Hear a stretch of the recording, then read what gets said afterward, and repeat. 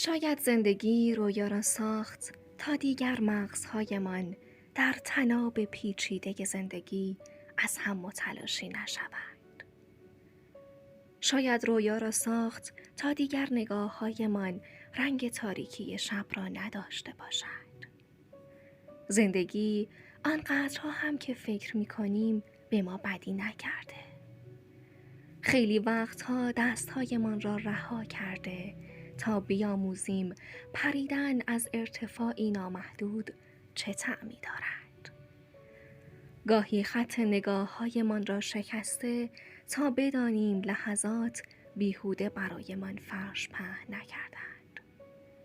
گهگاه از مسیرهای ترسناک ما را گذرانده تا توجهمان فقط روی خوشی‌هایمان نباشد.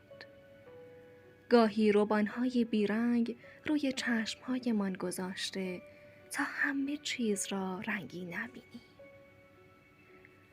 دست‌هایمان را گرفته تا همین الان. اما فقط نمی‌دانم علت و معلول روزهای تاریکش چیست. شاید زندگی دیگر خسته شده از استدلال‌های منطقی.